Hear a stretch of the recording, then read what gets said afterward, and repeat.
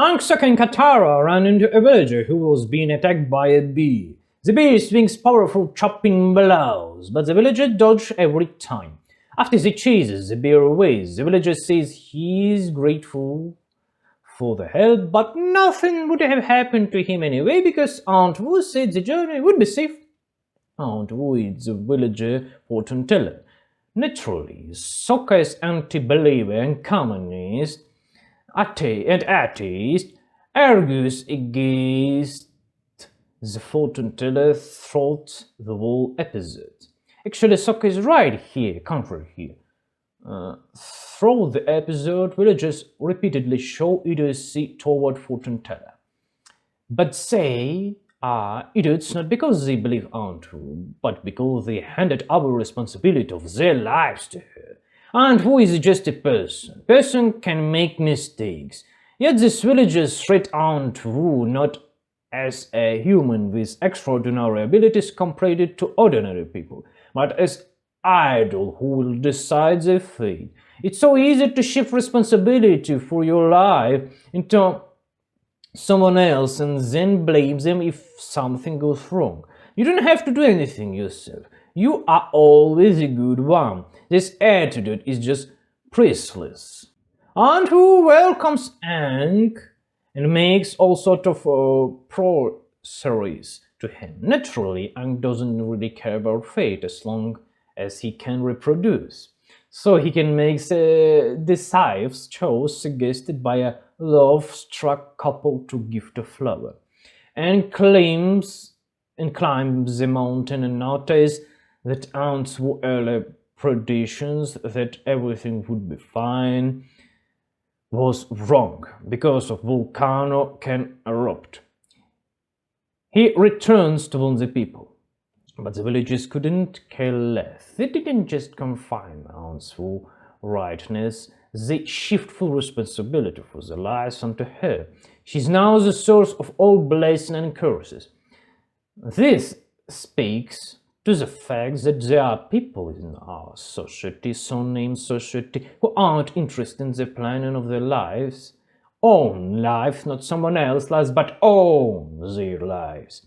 They just want to throw responsibility onto someone else. A further lord, for example, will be a father figure, grandpa, and deity, and let him solve all the problems. This is fundamentally slavish attitude.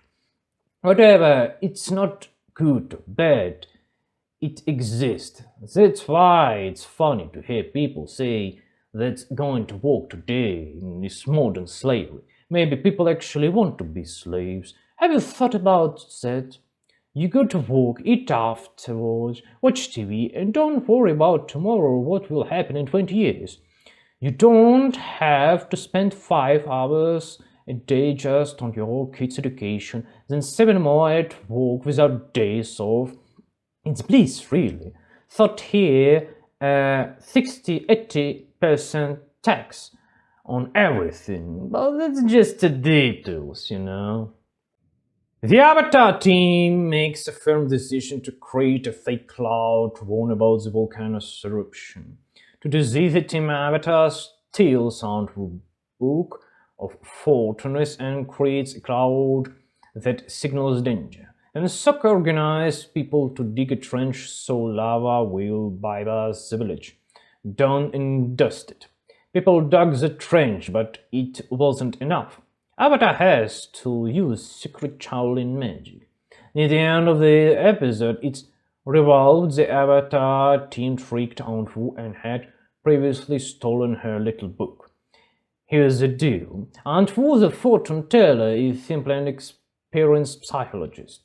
Not some quack you out find by googling the first thing, but a person with experience who studied more than 1,000 lives and consulted the same number of people. She just have a lot of experience and insight in her world. Of course, she learned from another specialist before, so most of the predictions are accurate. Mostly her prophecies concern human fates, which isn't surprising. These are easy to understand. That's the complex nature of the world.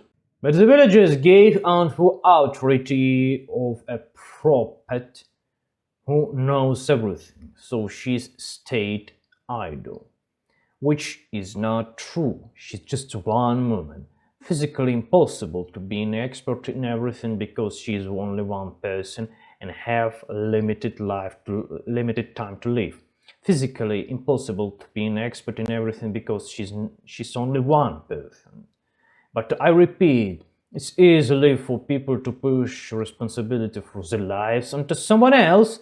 They indirectly proves that slavery exists not because of evil slave owners, as the now deceased communist, so-named communist claimed, but because there was demand for slavery from cowardly citizens and supply from feudal lords. I take responsibility and you obey me in everything. This is fundamentally slavish attitude. Whatever it's good or bad, it exists. That's why it's funny to hear people say that going to work today is more than slavery. Maybe people actually want to be slaves. Have you thought about it? You go to work, eat after work, watch TV, and don't worry about tomorrow. What will happen in 20 years? You don't have to spend 5 hours a day just on your kids' education, then 7 more hours a day at work without days off. It's bliss, really. So there is 60 or maybe 80% tax on everything, but that's just details.